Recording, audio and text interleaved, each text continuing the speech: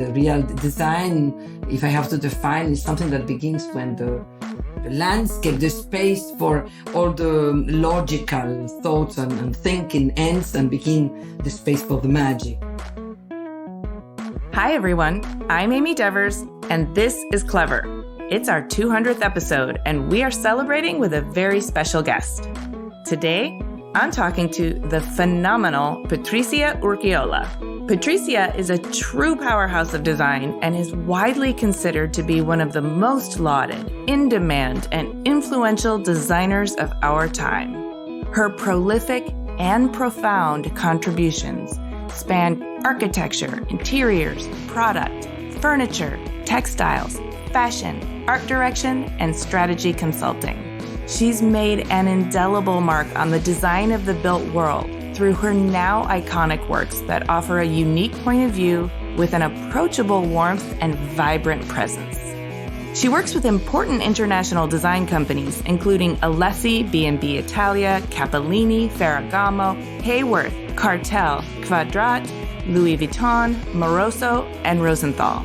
Recent architecture projects include Il Sereno Hotel in Como, the Roommate Giulia Hotel in Milan, the SD96 Yacht for San Lorenzo, Das Du Hotel in Berlin, showrooms and installations for BMW, Cassina, Missoni, and more. And since 2015, she's been the creative director of Cassina. There are just too many accolades to list here. She's won several prestigious international prizes and awards. Her work is exhibited in museums the world over, and she has many times been named Designer of the Year or even Designer of the Decade by prominent international design publications. Her studio, Studio Urquiola, founded in 2001 with her partner Alberto Zontone, is now a team of around 70. With 18 nationalities represented and 15 foreign languages spoken, it's a very international community, with designers and architects collaborating in the most interrelated possible way. Studio Urquiola is frequently asked not just to design objects and architecture, but also to think about the future of mobility, workplace, and production cycles. She also leads the companies she works with to change, evolve, and innovate by reimagining entire processes, creating links between heritage craftsmanship and innovative technologies, and upcycling waste material.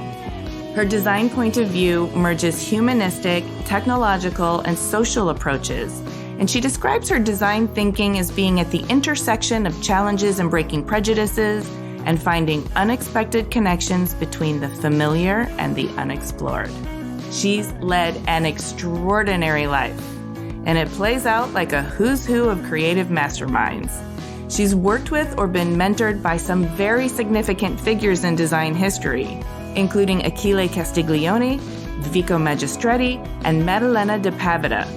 And with boundless energy and insatiable curiosity, you'll hear her talk about her fascination with varied interests such as modern philosophy, AI, and Judy Chicago's The Dinner Party. For this one, you may want to follow along on the transcript. We've taken great care to hyperlink all of the significant design figures, movements, art, books, brands, and philosophers she mentions so that you can go down all of the rabbit holes you want. You can find that at cleverpodcast.com. Patricia's journey is nothing short of remarkable, and she brings us right along with her on a trip that feels like part intellectual obstacle course and part magic carpet ride. Here's Patricia. I am Patricia Urquiola. I'm an architect and designer. I'm 100% Spanish, but I think 100% Milanese too, because it's the city where I live and work. We have a studio of architecture and design. I'd love to back up to your origin story and kind of understand how you got to be who you are now. Can you tell me the story of your childhood? You're from Oviedo, Spain, yes? Allora, sì, I come from the north of Spain, but Spain, as I live in Italy, they always think that they have a kind of Mediterranean origin, no? But I am from the north of Spain, and the north of Spain is the Atlantic side, and it's facing to the ocean. It's a kind of different, powerful idea, no, of growth. For example, I'm the second daughter of 3 children. Then I am the always in between. Mm-hmm. And the always in between is always middle child. Yes, I don't know, always in between. You never know. They forget you many times. You've got a portion of freedom, always more than your brothers. I have a big sister, but they were always focusing just to understand what to do or not to do. And I had a younger brother that was the male, right? Who was so nice, so gentle. Then I was in the middle, no? That was very, very, that's always interesting. My father was an engineer. Mm-hmm. And my mother did something, I think, nice. She created a family very young. And when we born, the 3 of us, she come back to study, and she studied English philology and philosophy in the 70s. Then she was going to the university or doing a lot of homeworks in her desk, in her room. I remember a lesson, suffering, and that kind of a student attitude, I think was nice to see her when we were about 10 years old. And then I think was something she shared with us in a way that normally you don't share with your mother. So you saw her being driven and curious. Yeah. And suffering, the exam that never ended or yeah. things like this, no? Rigorous and rugged. And it was the end of the period of Franco, no? Then we were always moving to the south of France because the culture was coming from there, was our salvation. Okay. As my father was Basque. Okay. Obviously, always Atlantic and North Ocean side, but they were just in the frontier, no, with Pays Basque. I like it a lot that the grandparents, the Basque ones, they were coming always to visit. But I remember the grandmother, she was always doing for us Basque jackets with pompon, and I was always breaking them. Then it was my sister was always perfect, and me, I was, so you were putting me something and something was breaking. My mother always said, at the beginning, I couldn't understand you choose that profession because you were always breaking everything home. I couldn't, Why were you breaking things? Were you rougher on them? Were you playing harder? Who knows? Okay. Who knows? I think I've got the lucky thing that I had a brother. Then I could always work and play with things, not only girls and Barbie things. I could play with a garage or with many other things that he had. Then we were always sharing, different ways of working, and possibly I was curious.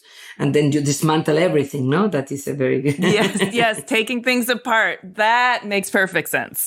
Yes. And this never get right anymore, that is surely... You still got it. And then I grew up in this part of Spain where it's a culture quite interesting because it's about rain, about the seaside, the beach. For us was always a beach, that was in a space with the same name, but it was always relative to time because sometimes you could walk and go to the beach because it was not raining. Mm-hmm. But secondary thing, because it was big and was large, then you could walk. The tide was the right tide. But in other moments where there was no beach, then this idea of beach, I think gave me the idea of temporality a lot in my education.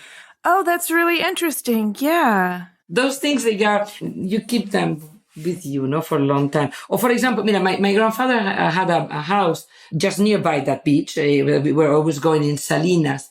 In summertime, a lot of surfers were coming always to that beach. And in front of the house, there was a big window, the biggest in the house. And then there was a little chair in wood with 3 legs, micro chair. Then good for me because I was really piccolina, really little. And I even ate sometimes the flies coming to the grass. Then there was, this girl has problems because I was 3 years, I think was quite little, but I was there sharing the view, and then sometimes I was eating a fly. They were saying, why she eats flies. Wait. You were eating flies. I don't know. Yes, they always said that to me, that when I was little, perhaps some problems, they were already, very present. You were hungry for life. Who knows? Poor little flies. But I mean, that sort of makes sense to me, the temporality and then the theater of the ocean in front of that framed window and you sitting there on the little three-legged chair eating flies. What a picture you just painted. I see, but I remember that perfectly. My mother was one of the younger sisters. She had two elder sisters, and then there were always cousins but they were always 15 years elder than me. They were always coming from London when I was young. Oh. Then I was completely absorbed by the things that were coming in summer to that house from my cousins. So that was fantastic. Yes. So aunts and cousins coming from London, bringing a sort of cosmopolitan cultural influence? Something different.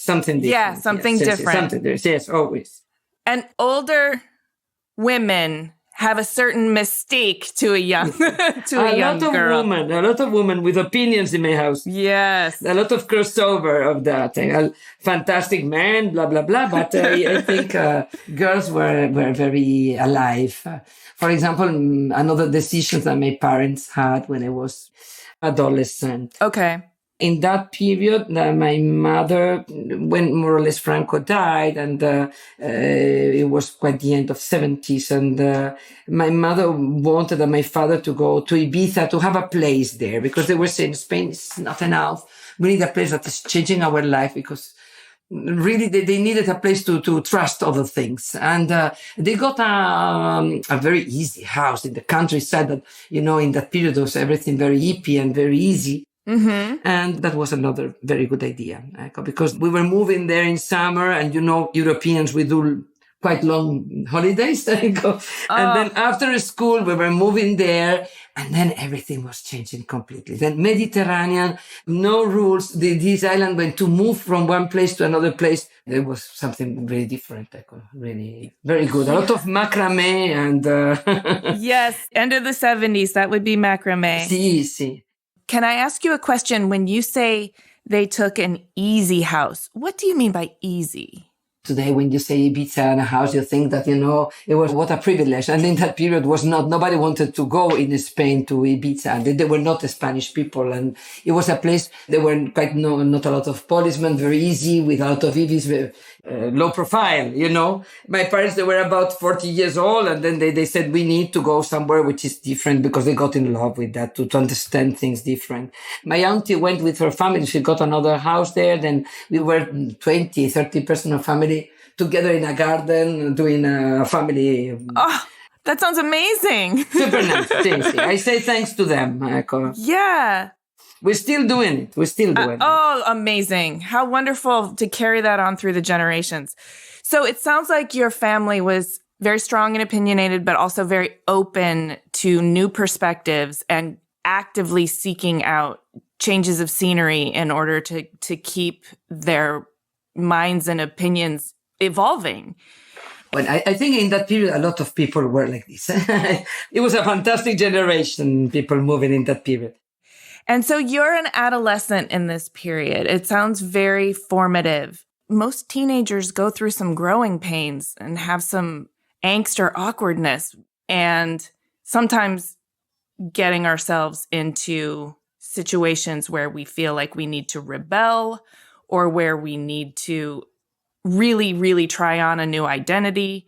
I'm just wondering how you sort of worked through that stage in order to become an adult.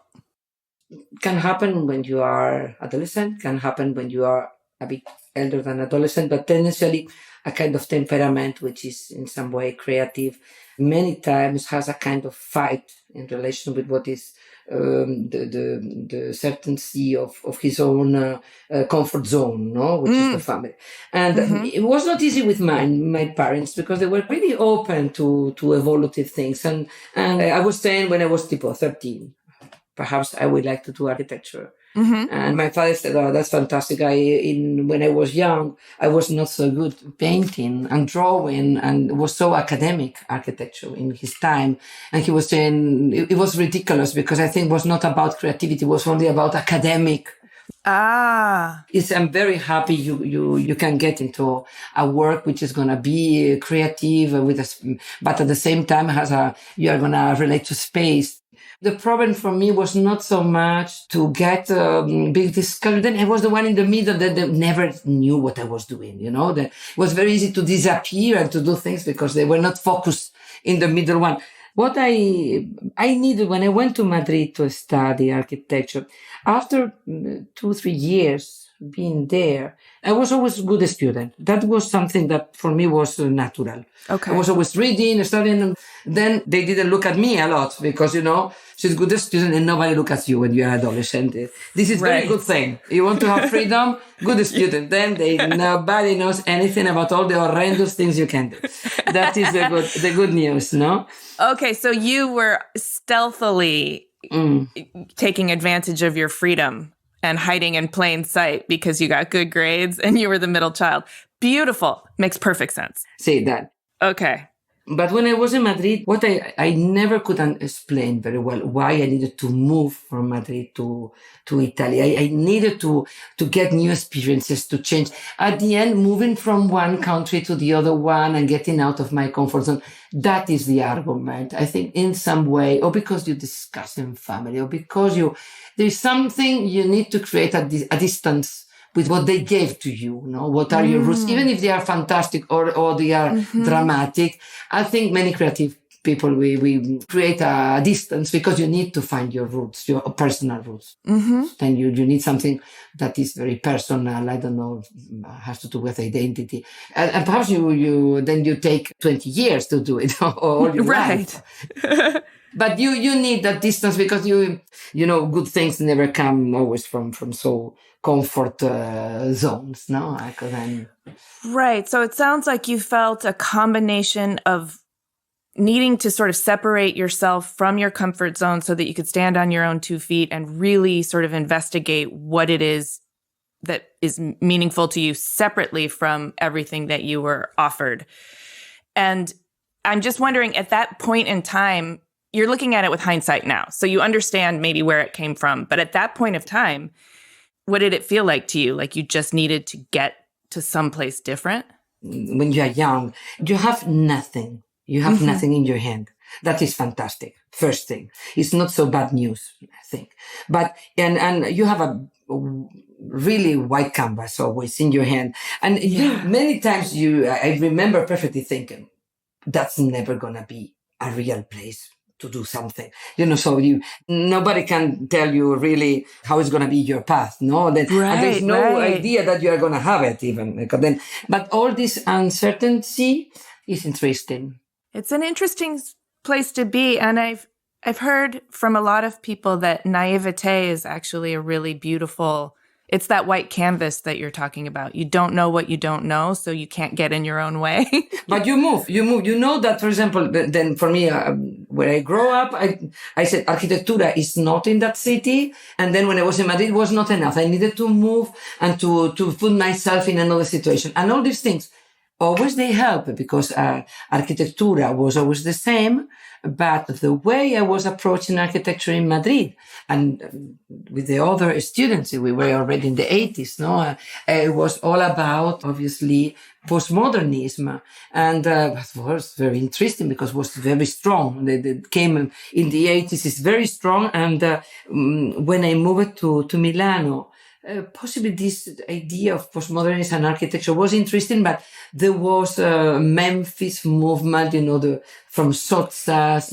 Yes. There were other kind of things more related to tools for living in another way. There were the last interesting revolutions, very movements that I think for me were very interesting. And the last, at the same time, rationalist. They were already teachers. So they were architects as education, but they were working as designers too. They were writers. There were many things. And there was a kind of magic rationalism.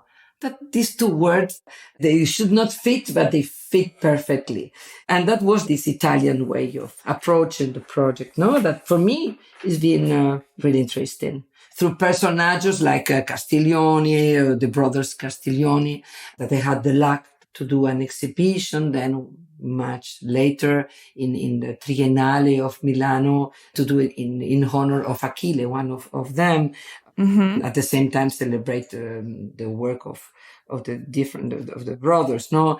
Personage like Solsas, as we were saying, and that is a personage incredible. I think that is the way he make us think about, the project that, always saying, for me, the real design, if I have to define, is something that begins when the landscape, the space for all the logical thoughts and thinking ends and begin the space for the magic, no? Then I like a lot this idea that always, putting the concept of design in a space which is making you move through other energies, no? And I like it a lot. And and there were coming many personages. There was one teacher that I like it a lot, and it was Maldonado. Tomás Maldonado. He was coming from Argentina. He was artist and doing a very interesting contemporary art approach with his brothers, because it was a kind of family, very interested in that way. Then he went to Europe, went to Ulm, that you can imagine that is the school, after the heritage of Bauhaus. Ulm is the school that really created the concept of module, of recreating all the more severe and logical and intelligent and valid pieces of design for the reconstruction of a Germany after all what happened in all Europe, no? And after doing that, he came to Milano, and he came to Firenze, and then to Milano and he was, for me, this to get into a land of rationalists that they have this other, at the same time, they have this kind of space for magic. It was so strange because I was coming from Ulm. Then I thought really there was not a space for that. And then they demonstrate me we were speaking a few times about this, and it was very nice conversation. And it's something that I think was very beautiful this was Maldonado was a man really interested already in progettazione ambientale. That means environmental design already when it was before the beginning of this millennium, and he was already making us speak and think a lot about the idea of systemic thinking and systemic approach, systemic, all the kinds of system, the idea of complexity, to move comfortable in the density in what can be complex, no? And then putting architecture, design, and all the new attitudes in this. He was fantastic on that. And then, the first new ecological thoughts in my mind came thanks to Maldonado. That sounds like a really, really fertile time. I can hear the way you speak about it, that it really lit you up. You don't know very well what to do with all these things when you are young. They are there, and then the time helps you to work on them, no? But did you also feel like you were part of a kind of movement that was growing? Did you feel like you were part of something? What I think helped me to be comfortable there, I was coming from Spain, as I was the generation, I was part of a generation of when Franco died, and when I was young, then it was very important that we were changing rules completely. They were saying, you've got to change a lot of things. Then when I arrived to Milano, I think I was not feeling like a daughter. And then, when you are a daughter, you are very respectful. I was feeling like, we have to break rules and look at them in a very easy way. Don't be okay. Don't be too much respectful, which is never perfect. I always say masters must get into you. You have to interiorize them, but you have to understand what is for you very important for someone else. What can be a master for me can be thought in many ways, but then you cannot go out with an output that is too much relative to their work. Right. You must come out with your own output, which is nothing to do with all the incredible energy that you absorb from a master, no? Yes. Then that perhaps is in my generation in Spain was very clear, because really we had to change many things. I don't know. For me it's normal. I hope that for many people too.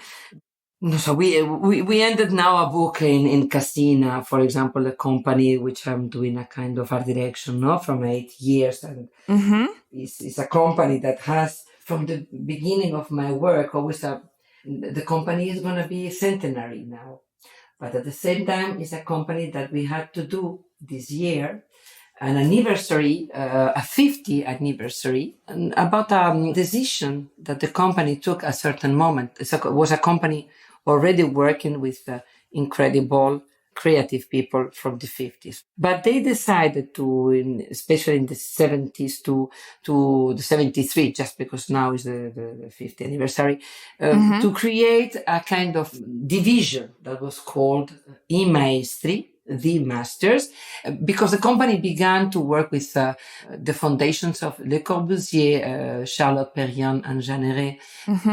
They asked to produce, reproduce part of the éléments de rangement, you can call them in many ways. That was the way they were calling them. A collection of different pieces from their fundaments for thinking what is the products to arrange an ambience, no? And they began to do it in the 60s, but in the 70s, they said, that is so interesting that perhaps we have to go to other foundations, people that they've been really important at the beginning of rationalism, and they gave the value as Rietveld, you have to know, they went even to Macintosh, or they went to Asplund, different architects that they asking to the foundations, can we reproduce and get into production what is being important in that master, no? These things came like an organized part of the company and the production, which was always living with what the other contemporary designers were working in the company. And all this, at the end, has been very interesting because we are celebrating now with a book, a very nice exhibition we did in Salone, no? And in reality, was so interesting to be there with 15 foundations of the different masters, but because now we see the things from another point of view, a lot of people that were working in the company that perhaps they passed away, as for example, Vico Magistretti, they became masters, just to explain you, or Gio Ponti or other fantastic ones. And to look at that, understand how in that period of the 73, that was beginning of 72, there was the learning from Las Vegas, just to understand, that's the book, no? From Venturi, and was the beginning of all this postmodern moment of ferment. And there was the idea of, the museum is not anymore the museum, the city is broken, and then, the domestic landscape can be even our museum. And then those pieces came into our domestic landscape as part of the values of all the last research in architecture. All these things get blended in that period especially. And it's very interesting that today those things for us are quite obvious, but I think Cassina is a company that really did a big effort in that way. And I'm very honored to be working with them. And then we come back to the word masters, as we were saying. Masters is something that people that they had a lot to say in a certain moment, and they did a lot to change, a lot to do in a brave way. And those pieces they got through time, filtering the values in a fantastic way. And many times they came into our domestic landscape, and it's very interesting that to defend a company that is still doing all this with a lot of attention, obviously is not the only argument about design. The domain of design today has a crossover much larger than furniture and representation of the first pioneers, but they are pioneers, and it's very interesting that part of my work is to take care of this with a nice team, It is very interesting because it's a sort of stewardship of history and context and the mindset from which things grew and culture was informed. So that's your art direction with Cassina, which you've been doing since 2015. But I do want to set the stage for your very early career. From your studies in Milano to your early career, how did you get your professional footing? First, it's fantastic because you never think at the beginning of your career that you could ever have your own studio. It's the first thing that is fantastic. How we get into this work because you like it and because you think I want to work with someone which is good because as I'm never going to have my own studio because that was for me, I thought was quite impossible. Then I went to work with De Padova. Mm-hmm. De Padova was a company. They were editing design because already in the Faculty of Architecture in Milano, there was a lot of design inside my education. Then design and architecture, there were two levels of project that could live together. And for me, I was comfortable in that dimension.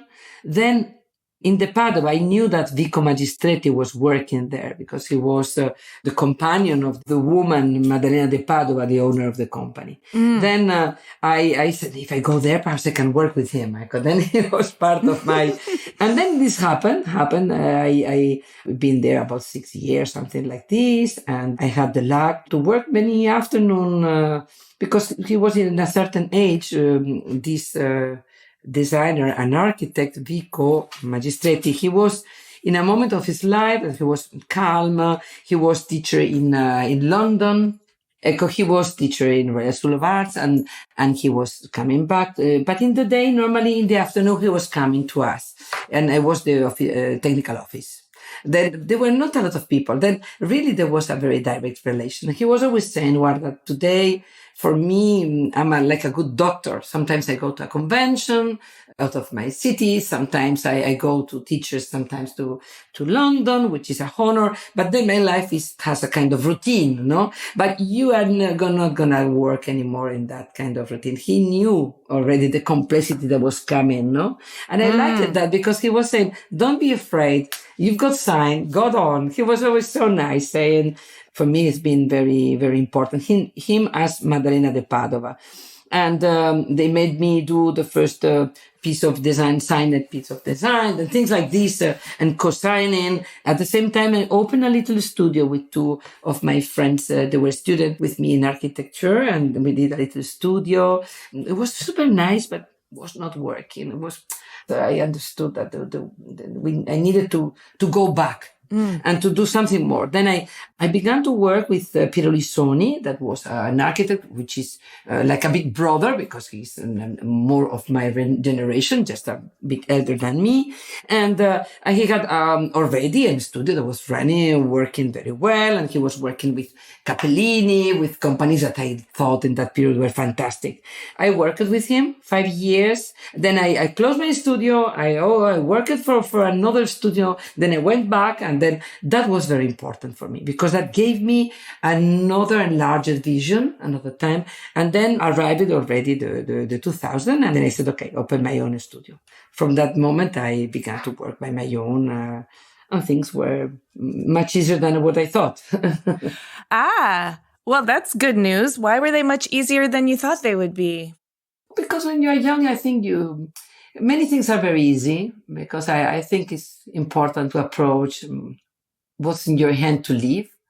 I was comfortable, but as having the responsibility of studio and have my voice and to can live from that, that was complete. I thought would be more difficult. And this, when I began, I think I had already a path. Things were working. People were curious. Then everything was fluent. No, there are different moments in your life that you find a wave that moves you in a fluent way and can be in different. It's not only in a professional way. Yeah? I'm speaking in many ways. Yeah. And in relation with, I have two daughters with 10 years of distance in between them. I've got to have to find many times the wave to get into their path, and but I was more mature than for me was an exercise more comfortable to approach. But I think there are moments when you say that I want that, to say, I don't know how, but then you get onto that and things are fluent. It's not always fluent. It doesn't have to be. Now we are in a moment we are looking, I was listening, the conversation in between, Harari and Mustafa Suleiman from The Economist, Mustafa, the man who wrote now The Coming Wave about AI and Harari, the philosopher from Homo Deus, and a serious conversation about AI. If AI can agency, even if it can have as Suleiman was saying, a kind of empathic way of agency, it's a serious argument, capito? Then we are getting into another conversation. It was a very interesting conversation. I just sent it to my daughters immediately, capito, to say, let's get informed about what is in this moment, this serious agent of uncertainty that we have in our hands. Yes. It's going to be very good. It's going to be complex. We are going to, the human side is going to be in a side, because that's going to come a kind of more intelligent agency of problems that at the end, how can we manage many of those things? No, it's not only about, I'm a creative, they are going to take me my energy. It's not so little arguments. It's a serious, enlarged argument. So it sounds like you're avidly, voraciously curious and consuming information and really grappling with the complexity of AI and the coming implications and sharing it with your daughters, which I love. Mm-hmm. But I've got a daughter which is 18 years old, and she's beginning in London in the university to do architecture.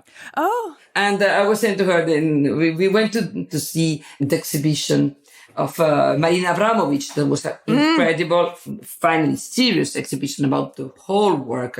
And he's a person that I had the luck to know, and sharing with her, with Sophia. It was very interesting to get into that. At the same time, getting a book for that, and then, and saying, now you are going to get into this faculty, speaking about architecture, in the middle of this wave.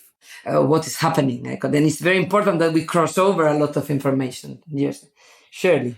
Yes, absolutely. And what a beautiful picture you just painted of a very intersectional experience in terms of being with your daughter. There's a generational component to that. There's a art, architecture, tech, AI, human evolution kind of thing going on. Marina is the first woman doing an exhibition in that museum that is at the end of the Royal Academy, of Arts.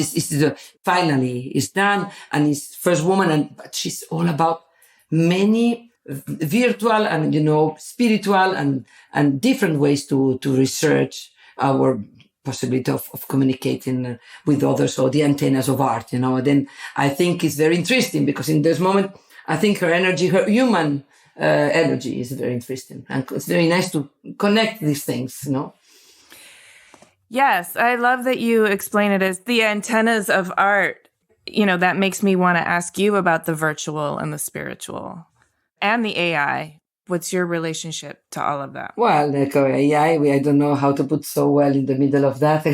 Yeah. We will see, because it's more about intelligence that is getting more intelligent than us. Then it's, perhaps it's not about, the magic or what you were saying, which is the more spiritual.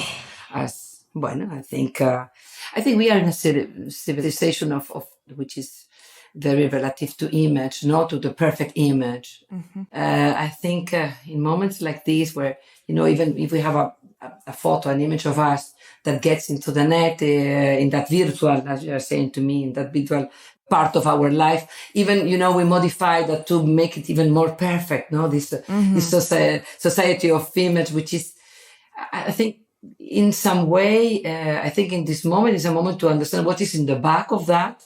People which are interested in thinking in the other side of what is this first visual layer of image.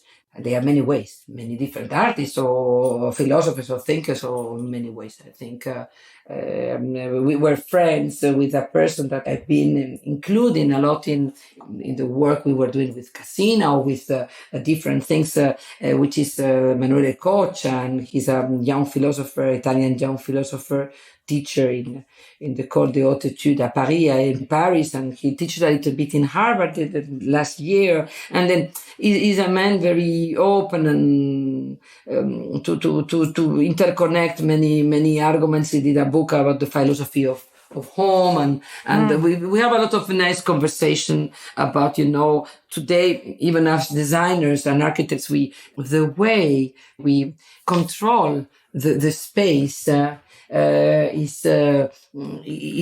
through the meter. How we can measure is been always through the centimeters, the meters, the inches, when we can. It's not important, the system, but it's not anymore enough for the virtual part. Then if we are speaking about tools that are enlarging our powers of our hand for drinking, a glass of water is the prosthesis of our little hand. The seat is, like a third leg to be having a rapport, and like this you can go on. All the physical prosthesis, and it's part of my work every day, even the space and everything. But the prosthesis of our mind, as he was doing very nice tests about this. The prosthesis about our mind, they are very different, as the smartphone. Those are prostheses of for our head. They are very different. We cannot work with measurements, the normal measurements of an architect. And all this space, which is virtual, today we live the virtual and the physical together. But if I'm an architect, I have to work in both. It's absolutely necessary. Then I don't have the same ways of measure. Then it's very interesting.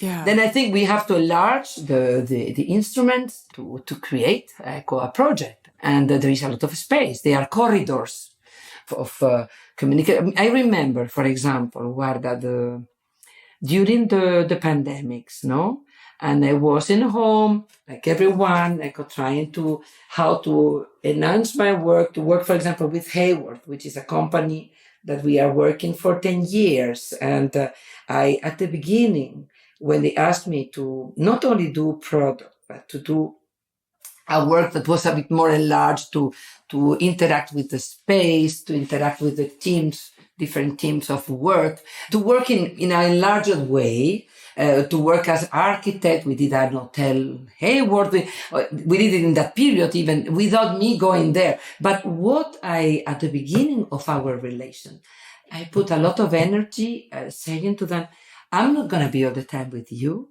because it's in Michigan. It's not so easy. Then let me come a few times, but it's impossible that I'm all the time there. Then let the teams, the team of architecture, the team of design, the team of engineers, to come to Milano too. Then like this, I don't ask they come a lot, but they come sufficient that we create a kind of interactive human relation that then we are connected physically, mentally, and then even if we get into a virtual way, we know each other. And then you've been in my table, you've been in my chair, and I've been in yours. Yeah. And then we were a team and we had all this experience. Then we were very comfortable. They needed to do a hotel in the city and we didn't even not coming there because we knew the team. We were so confident. I was very proud of that.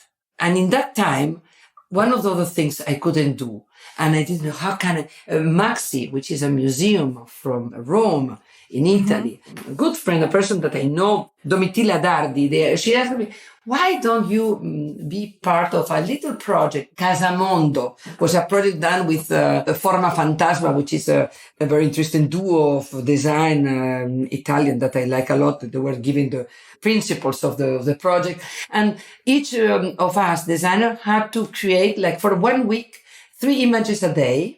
In the Instagram, creating our avatar, which was me. The argument for me was, working at home. Then I had to create for 1 week. It was my time. I began to work with, in a virtual way, doing this kind of very playful vignette, a lovely little history about this avatar. Finally was me with my wings. Finally it was me, with my dog that was, doing with me a lot of things from yoga and, at the same time we were sharing the computer because I don't want to be with my plants. Then he was working in connecting. We were doing a lot of, in my virtual world, I had a lot of space, a certain freedom that I don't have in my real world. And it was fun. It was nice. And I liked this occasion because at the end, the project had a lot of sense for me. Then make me think, if I think, from this point of view, is so different because I have the metrics are others. Then I have other space of freedom for doing it, other limits, but other space of limit. Then it's been very interesting. Then I said to you 2 examples. Now, in a period where I couldn't do anything more than taking care of your plants in home if you have them, or your family or making the bread, as many people did. We share things in different virtual ways. If we were doing a map of each person, each one who could do in a virtual way, really, how was his own experience? It's very interesting. And we did, for example, out of the box, a kind of conversation with the person that for me were very interesting.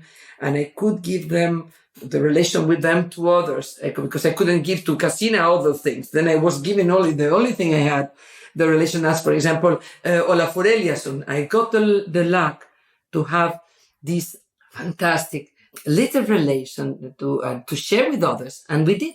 Then in other occasions, I would never think to share that or to give to that the value, Right.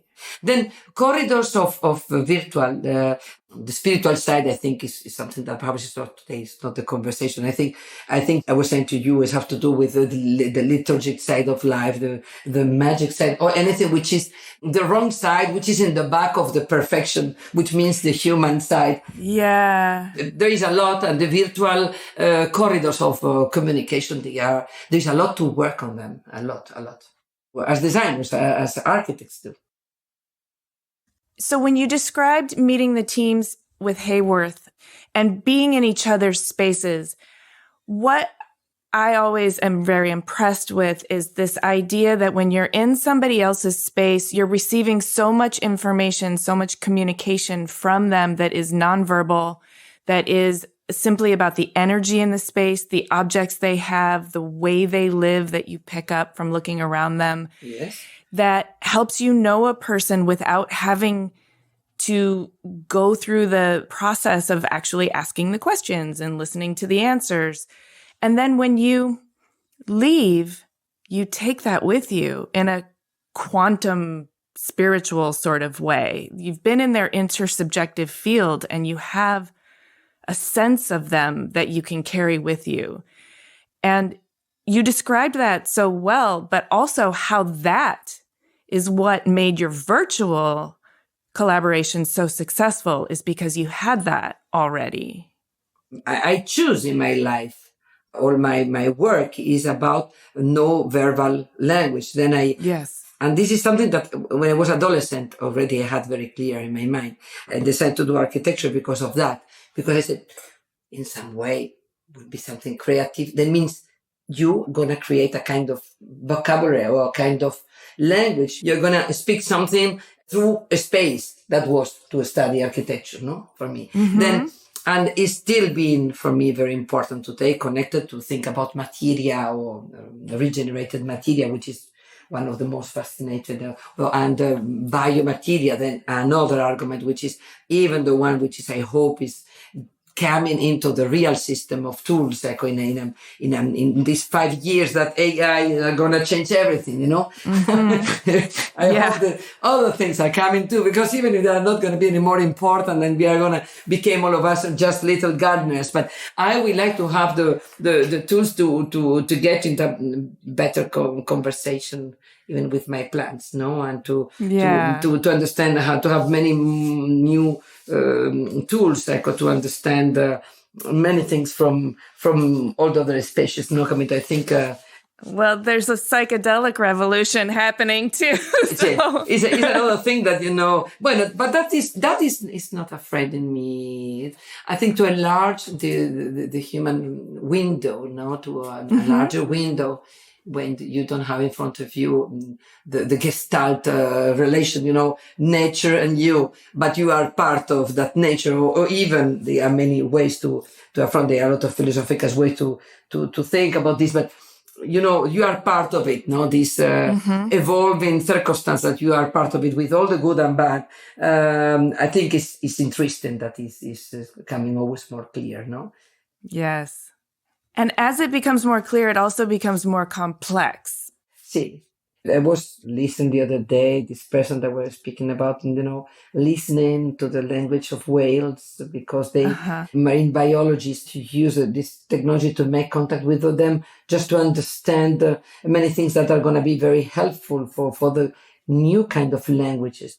Our masters They larger them from the humanistic ones, I think perhaps in the Oriental philosophies, many times, they were really, I think, more open to understand that masters were coming from small, immense, and not only coming from humanistic things. Perhaps we have to learn a lot, or we have to rewind a lot, no?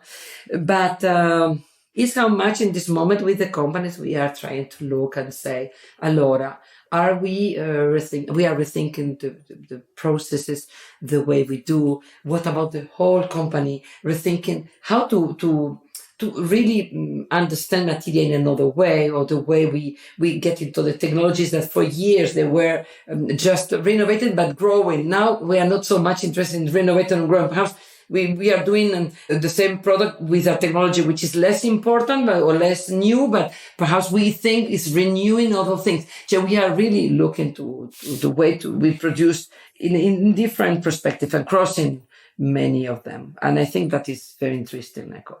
I think the parameters to define what is good and what is not change so fast that we have a kind of period that there is not a set formula. And it's very interesting what is happening in this moment from that point of view. As you're describing this period that we're in, where we have to rethink everything and the parameters are changing, do you recognize yourself as a pioneer of a new era? I think if I say no, because I feel I am a generation which has been in the middle of passage. Then all of us, we are when you say you define yourself as a designer, we are in a moment when we say we are all designers. We even we understand that plants, they being the first modifying, they were the first designers, and then the strong designers. Then what I say, pioneers. Perhaps I am part of a generation which is in the middle of two ways of thinking. Possibly, I come from a generation that they was so materialist in some way, but stupidly materialist that finally today, perhaps we become really materialist because we understand and we focus on material to understand. Finally, we use the word in a way that perhaps has a possibility, so to make me think in a positive way, get really materialist, get us really concerned. And so I think, I hope the young generations which are in front of me, they are the ones they are really have in front of them. So if I feel like a generation of passage, me more, you know what I mean?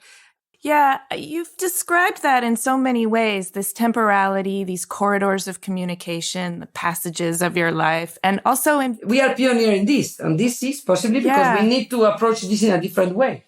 Yes, we are enlarging the measurements of what means the space. Then they said to you, speak about with any interiorist architect, say, what is, say to me, which are the new things. Then you cannot speak about, we are thinking about lighting and colors. And this is all ridiculous. In this moment is how much we can give to people a way to live in a domestic land space or in a proper spaces that they can feel a certain well-being but it's not only about that. In this moment, we are considering things which are a bit larger than this. All the uncertainty in all these arguments that we were saying before, they are in our head, and the land under our feet is a little bit moving too. Then, pioneers in the way that we know that now is like this, and anything we are touching in a project, even if it's a little project, is connected to a larger object, which is what is material you're working. That is material which is a natural one, like a marble, or is a regenerated plastic. You are connected to a hyper object, which is something that you can't control, or you have to deal in another way. Then layers of relation with what is for us the word in many ways at the same time. Anything you are doing, you're thinking about something you are producing. You have to think from the beginning the way it's going to die, how it's going to be dismantled.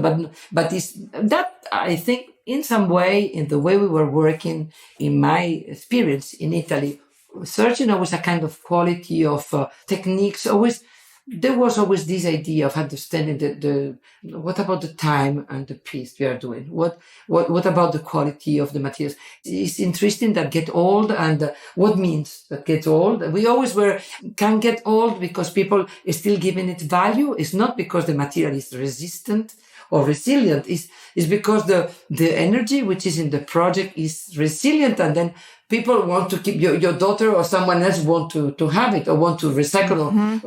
Or, it's not only a question of resistant material. It's a question of how many values are into a project that they can keep interested and filtered in a good way in the time that can be revaluable and reused. Then it's a complex argument, which is fascinating. Yes. Today we have the double layer of physical and then all these new prostheses for our mind, which are, we need to work a lot on them too. And then to understand how to fulfill this virtual work in a lighter and different way. Yes, it's a new frontier. And I guess that's one of the reasons I see you as a pioneer, because you're thinking about this and you're thinking about what the shape, the materiality, the value, the limits, the freedom, the interactivity, the energy of this virtual space is. And I really appreciate that about you. Well, thank you. I will like to reborn Capito and to begin today. Really, I'm not joking. I think it's really things are changing so much that I use too much time of my life. Yeah. You're timeless. Yes, you're timeless. Your energy is timeless. It's not even. It's. I think timeless, Marta, can be so dangerous argument. I think you always have to be always the daughter of the time you're living now. Then like this you evolve, and then you keep. I think you keep your adolescent side into your 80 years body. You know what I mean? I see my mother, which is 88, is going to be now, and she's still having a strong, the little philosopher inside. I like her. She did a few moments of big change in her life. She's still been very curious even about me, about my nieces, and she compares and she gets into the mood. She's good. She's good. Nice. What a great model. And I love that you challenged the word timeless. I think it's important, and that, It's a killer, that word. Yes, I think it's better you represent what is your interest in this moment. We are never the same. Yeah. And then I hope I had different moments and different Patricias in all my life. And I keep on creating a new one, and a new one, and a new one, and a new one, and for the time I have. Which is just time. It's just my time, which is always a short time, for all of us. In relation with many things, no? But we are enjoying speaking. I forgot I'm speaking and someone can listen. That is good. I don't know if it's bad too, but it's good because it makes me not think about that, which is... I love it. I love it so much. Thank you for sharing so generously of yourself. Before we wrap up, is there anything else that you would like to broadcast about yourself that you feel is important to share as a daughter of the time that you're living in? I think this idea of complexity is very important. To enlarge those kind of parameters for me is important. Another thing that for me is beauty is always, I was sending to one of my daughters to this little instrument that you can connect and you can use as a music player, some wooden tools and even a plant, and you can play a very simple, like a little instrument. And I'm always more and more curious on how can we get more ways to install conversations which are not just our conversations, different kind of creative conversations with the media, with what we are part of this nature and artifice all together. More conversation. I think possibly is the democratic way of thinking that we have as human, and dialogue and conversation is I think is the only weapon we can have. Different conversation, find new languages for conversation. Not only that. All these things are super important for me. wouldn't it be wonderful if we could evolve so that we could hear frequencies that we can't currently hear? Or at least we could design translators that could communicate with our dogs and our plants, that could translate frequencies of other energies that we don't currently understand so that we can emit instead of converse. They are fantastic people doing it already, I think. Then those are the pioneers. You know, when you say to me the word pioneer, I would like to say to you, no.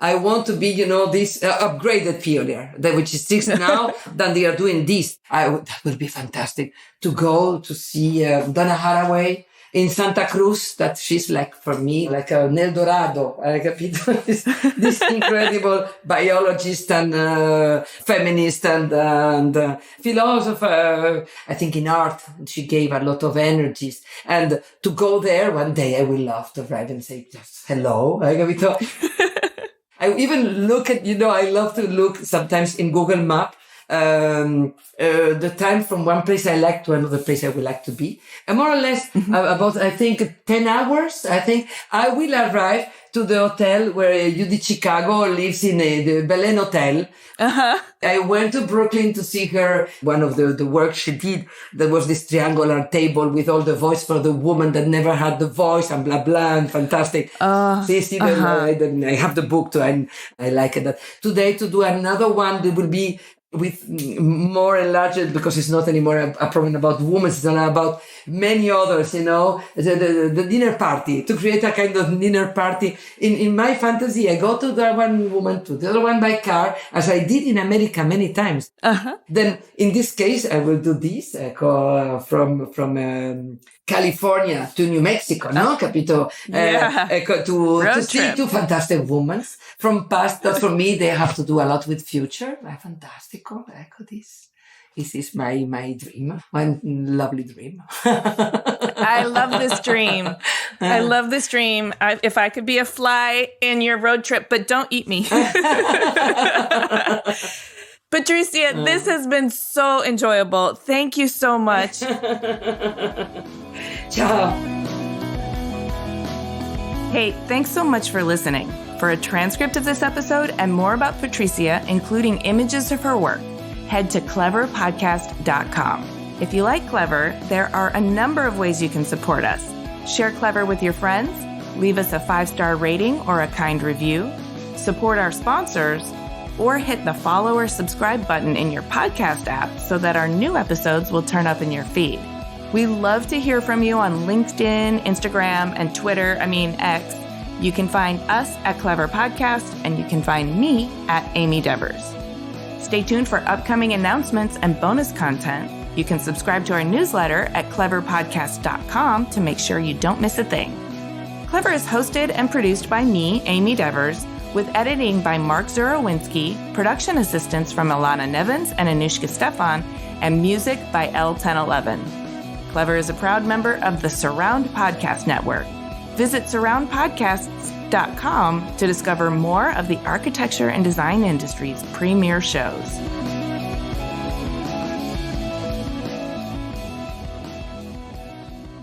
And we are going to become all of us just little gardeners.